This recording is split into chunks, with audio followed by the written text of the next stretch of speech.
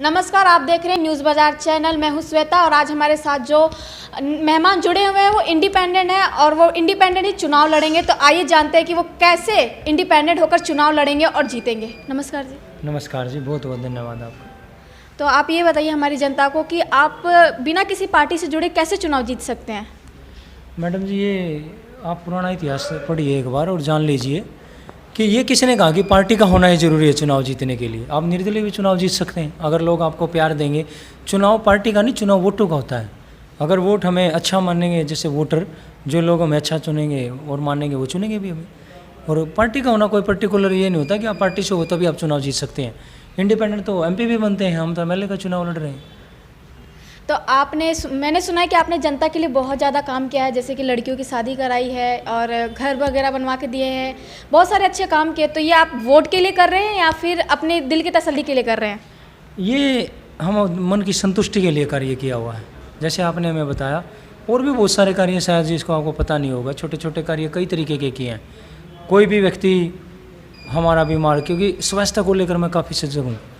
जैसे परमात्मा ना करे किसी को दिक्कत हो जाती है तो वो रोज तक जाता है पीजीआई। मेरे वहाँ लड़के हैं, वहाँ पर्ची कटाएंगे, मरीज को दिखाएंगे, उसके बाद फिर वो वापस उसको छोड़ देंगे। और आप कभी भी देख लेना मैडम, आपको ज़्यादा पता होगा, जो लोग वहाँ जाता है सरकारी यानी कि हॉस्पिटल्स में सरकारी सुविधा जो भी प्राप्त करता है, वो सारे ऐसे व्यक्ति हैं या तो मिडिल क्लास फैमिली या गरीब परिवार हैं।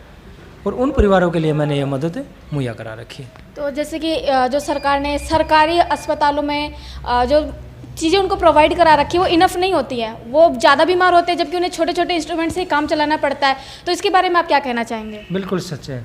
आप यहाँ जाके देखोगे ना अपने सरकारी अस्पताल, जैसे पानीपत को ही ले लीजिए, यहाँ में गर्भवती महिलाओं को भी समय देते हैं अल्ट्रासाउंड के लिए। तो कितना दुर्भाग्य की बात, आप खुद सोचिए, इससे बड़ा दुर्भाग्य क्या होगा हमारा। स्वास्थ्य के नाम पे सरकार को बहुत कुछ करने की ज़रूरत है। और अगर हमारी जनता ने हमारा साथ दिया और उनका आशीर्वाद मुझे मिला तो मेरी शिक्षा और स्वास्थ्य को लेकर बड़ी लड़ाई होने वाली है। जैसे आप शिक्षा के लिए और स्वास्थ्य के लिए लड़ाई लड़ने वाले हैं, तो जैसे हमारे प्राइवेट जो हॉस्पिटल्स हैं उनमें इतनी ज़्यादा हाई फीस आती है कि लोग मतलब कि बीमार रहना ज़्यादा पसंद करते हैं, इतना वो पे नहीं कर पाते। तो इसके लिए आप क्या कहना चाहेंगे कि सरकार को क्या कदम उठाने चाहिए? अगर आपकी सरकार बनी तो आप इसके लिए क्या करेंगे? बिल्कुल सही कहा जी आपने। देखिए, जैसे हमारे यहाँ लीजिए बहुत सारे प्राइवेट अस्पताल हैं जिनको इलाज तो दूर की बात है, ओपीडी भी अफोर्ड नहीं कर सकते बहुत सारे परिवार। तो 500 रुपये 700 रुपये ओपीडी फीस होती है।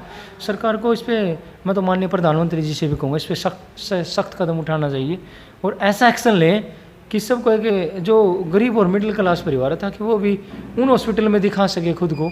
वैसे तो आयुष्मान योजना हमारे माननीय प्रधानमंत्री जी ने चलाई है, पर उसका वास्तविक जो रिजल्ट है, वास्तविक जहाँ पहुँचनी चाहिए वहाँ तक वो पहुँच नहीं पाई है। और उसका कारण है हमारे नुमाइंदे जो हम चुनकर भेजते हैं, वो सत्ता का सुख भोगते हैं और वो जनता से जुड़े नहीं रहते। वास्तविक जो योजना है वो उन तक पहुंच नहीं पाती। उसी की लड़ाई है मेरी। मेरा आपसे ये दूसरा सवाल है कि जैसे कि एमएलए बनने के बाद अपने हल्के में या अपने स्टेट में आते नहीं है दोबारा चेक करने के लिए कि क्या काम हुआ है, क्या नहीं हुआ है, किन कामों की ज़रूरत है। तो आप उनको क्या एडवाइस देना चाहेंगे कि जिनको जनता ने इतना आगे रख करके वोट दिया है, इतने लोगों से लड़ करके वोट दिया है, उनके लिए उन्हें और क्या क्या काम करने चाहिए? मैडम जी, मैं आपको बताना चाहूँगा, जो आपने क्वेश्चन किया बिल्कुल सही है। कुछ नुमाइंदे ऐसे हैं, पीछे हमारे एमपी साहब को ही ले लीजिए आप, शायद ही कभी जनता के पास दिखे हों दोबारा से वो एमपी बनने के बाद। और ऐसे नुमाइंदे चुन के भेजने चाहिए, कोई भी पार्टी हो। ऐसे व्यक्ति को टिकट दो जो उनके बीच का हो, जो उनकी पकड़ में हो, जो उनको कल को कोई काम पड़े तो जाके पूछ सके भाई हमारा ये काम कराइए। नुमाइंदा बिल्कुल कॉमन होना चाहिए ताकि हर किसी की पहुँच में और हर कोई व्यक्ति उससे काम ले सके। जैसा कि आपने शिक्षा की बात की कि मैं अगर सरकार में आता हूँ या मैं चुनाव जीतता हूँ तो आप शिक्षा के लिए एक बहुत बड़ा कदम उठाएंगे, तो आप क्या उठाना चाहेंगे इसमें? हम सरकारी स्कूलों की जी जो पिटिएबल कंडीशन उसमें काफ़ी सुधार करेंगे। उसमें सुधार आएगा जन जागरण से। हम टीचरों को, उनको एक संगठन ऐसा तैयार करेंगे ताकि उनमें भावना जगे कि हम जो सरकार से ले रहे हैं उसके बदले हम दे क्या रहे हैं। तो उनके अंदर ना सच्चा निर्माण और सच्चा कोई भी समाज सुधारक तब हो सकता है और तभी समाज सुधरता है जब दिल की भावना से कोई कार्य हो, न कि दबाव से हो। हम ऐसी जागृति ला देंगे गांव-गांव जाके, हर सरकारी स्कूल में, हर क्षेत्र में, कि वो खुद ब खुद इतने विश्वास और सम्मान के साथ अपने सेल्फ उसके साथ लड़ें और वो पढ़ाएं, उन गरीब बच्चों को पढ़ाएं जो बेचारे कई पीढ़ियों से लेबर ही कर रहे हैं। जो बहुत सारे बच्चे ऐसे हैं, आप देखना सरकारी स्कूल, क्योंकि ना एक सिंबल है आज सरकारी स्कूल में जाना और प्राइवेट स्कूल में जाना। वहाँ पर ज़्यादा SC BC परिवार हमारे या फिर जो लोअर फैमिली है भले ही वो जनरल कास्ट से भी वही जाती हैं। अगर हम बच्चों की बात कर रहे हैं तो जैसे बस स्टैंड पे या बहुत जगह पे छोटे छोटे बच्चे गुब्बारे लेते हुए या भीख मांगते हैं, उनकी भी अपनी फैमिली होती है लेकिन वो शायद एफर्ट नहीं कर पाते कि उन्हें स्कूल दे सके, घर दे सके। तो ऐसे बच्चों के लिए आपने अभी तक क्या सेवाएं की है और अगर आप जीते हैं तो आप और क्या सेवा करेंगे उनके लिए? देखिए अभी तक तो ऐसा है, हमने वहाँ एक छोटा सा दीपक, मेरे भाई हैं गांव चुलकर्ण, उन्होंने जलाया। और हर मंच पे उस पर हम बताते हैं, जैसे कोई क्वेश्चन पूछता है तो आप हमारा सेंटर जाके देखिए मेरे भाइयों का, वहाँ वो फ्री कोचिंग देते हैं। फ्री कोचिंग पिछले 4 साल से। और इमेजिन करिए बगैर पैसे के कोई काम शुरू करना अलग बात होती है, मुकाम तक लेके जाना अलग बात। अब वहाँ क्या करते हैं, वो फ्री सरकारी नौकरियों की कोचिंग है और उसमें 167 बालक 1 साल में नौकरी लगवा देना। मैं उन भाइयों का ऋणी हूँ और मैं सौभाग्यशाली समझता हूँ कि मैं उनके साथ जुड़ा हुआ हूँ। मैं उनसे मिलता हूँ तो मुझे बड़ा आनंद महसूस होता है। हम ऐसी टोलियाँ और ऐसा समाज हर गांव और हर कॉलोनी में जोड़ेंगे और इकट्ठा करेंगे ताकि ना आने वाला भविष्य अच्छा हो हमारा, और ऐसा भविष्य हो ताकि उन गरीब फैमिली से निकलकर वो भी एक ऐसे परिवार में आ जाए, मुख्य धारा में सारे परिवार आ जाए और देश में संपन्नता हो।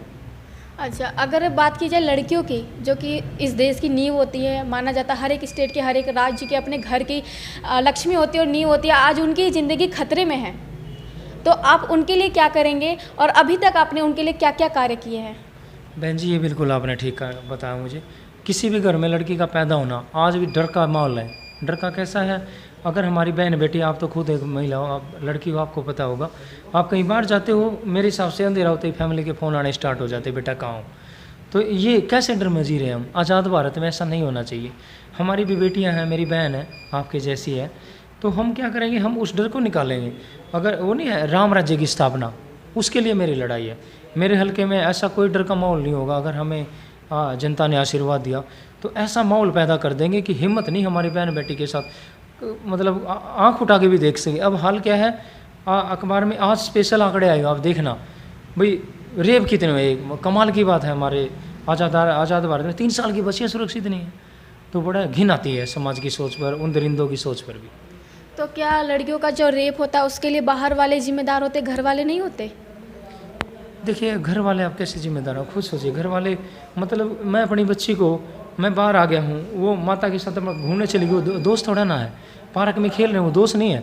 क्या कहें, सिक्योरिटी फील करें। आप गांव में जाके देखिए, एज़ कम्पेयर टू सिटीज़, जो अपहरण होते हैं बच्चों के, जो उठा के ले जाते हैं बच्चों को, गांव में ऐसा नहीं है। गांव में एक दूसरे को जानते हैं, यहाँ कोई कहीं से आया हुआ है, कोई कहीं से आया है, तो सेल्फ प्रोटेक्शन का अजीब सी फीलिंग आती है। मैं 6 साल से शहर रह रहा हूँ, मैं गांव में था, मेरे बच्चा छोटा, वो कहीं भी खेल लेता था, कोई प्रॉब्लम नहीं थी, पूरा गांव से जानता है। यहाँ बड़ी प्रॉब्लम है, माँ पिता को साथ रहना पड़ता पार्क में भी। आप माहौल कैसा है, आप शायद शहर से ही होंगे तो आप सोचना, जब तक मम्मी पापा साथ नहीं होते तो बच्चे को डर महसूस होता है। ऐसा माहौल नहीं होना चाहिए जैसा यहाँ पे है। मतलब कि अभी भी कुछ लड़कियों को आज़ादी के इतने साल बाद भी खुद आज़ादी अभी फील नहीं हो रही है, तो उसके लिए आप बहुत बड़ा कदम उठाएंगे अगर आपकी सरकार आई, ऐसा आप दावा कर सकते हैं? बिल्कुल बिल्कुल ऑब्वियस। मुझे तो एक और मैं वो बताऊँ आपको, कुछ मैं कई बार देखता हूँ बसों पे बहुत सारे लड़के चढ़े होते हैं और हमारी बहन बेटी जाती है तो फफ्तियाँ कसते हैं।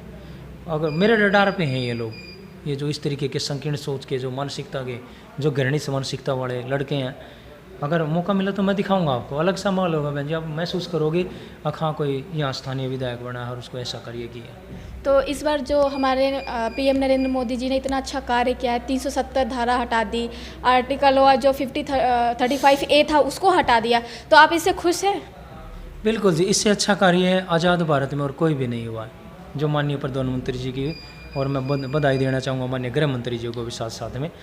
पूरा जनमानस खुश है। मैं क्या, आज सच में एकीकरण हुआ है देश का, कश्मीर से कन्याकुमारी भारत एक अब हुआ है वो, पहले ऐसा नहीं था। पहले तो वो सरसा हमारा कटा हुआ था। ये तो सीना गर्व से चौड़ा होने की बात है सभी देशवासियों के लिए। और मैं तो खुले मंच पे बोलता हूँ, घृणित सोच के हैं वो लोग जो इसका भी विरोध कर रहे हैं। अगर आपको ये नहीं होता विपक्ष में बैठने का मतलब ये नहीं था कि आप अच्छे कामों का भी विरोध करें ना, अच्छे कामों की जमकर प्रशंसा करो इलेक्शन मुद्दों पर। अगर आपको मौका मिला तो क्या आप बीजेपी में शामिल होंगे? देखिए ये तो ऐसा क्वेश्चन है बिल्कुल मैं क्या बताना चाहूँ आपको। आज माननीय मुख्यमंत्री मनोहर लाल खट्टर जी के नेतृत्व में जो सरकार चल रही है, हमारी लड़ाई सरकार से नहीं, हमारे विधायक से। विधायक आपका नुमाइंदा कैसा हो, हमारी लड़ाई सिर्फ उसी के लिए है। अब छोटा सा उदाहरण मैं आपको दूँ विधायक की मानसिकता का। हमारा आज के न्यूज़पेपर में आपने देखा गांव ददलाना में कुछ कच्चे कर्मचारी हमारे लगे हुए थे। ऐसी सोच है उन लोगों की जो 14 महीने से लगे हुए हैं, जिनका रोजी रोटी और घर चला हुआ है, उनको हटाकर जो लोग चापलूस हैं या जो लोग उनके नज़दीक के हैं उनको लगा देना। अरे ऐसी भी क्या दिक्कत होगी, आउटसोर्सिंग और कहीं लगवा दो।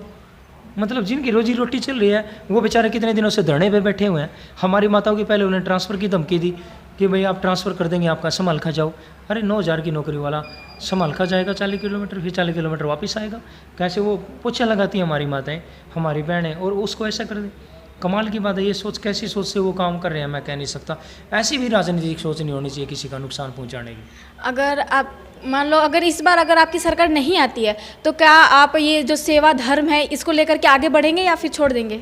नहीं जी, मैं अपना रोल ठीक अदा करूँगा। और कैसा रोल आपने फिल्में देखी होंगी और मैं भी देखता हूँ। जीवन क्या है? जीवन एक फिल्म है। यहीं पे अमरीश पुरी, यहीं पे शक्ति कपूर, यहीं पे मनोज कुमार, हम उसी पार्ट में डलेंगे। हम अपना रोल ठीक अदा करेंगे इस धरती पर और ठीक करके जाएंगे, ताकि आने वाली पीढ़ियाँ तो नहीं कह सकते पर कुछ लोग तो हमें याद रखें कि हम भी आए थे धरती पर। कुछ पता क्या, देश के प्रति कुछ छोटे छोटे कार्य हमें निभाने चाहिए। आज देश ये नहीं है कि जान मांगता। आज देश हर कहते नहीं हर कालखंड में अलग अलग है देशभक्ति। थी देशभक्ति कभी चाणक्य जी की, एक बच्चा चला था उनके पास चंद्रगुप्त मौर्य जी के साथ।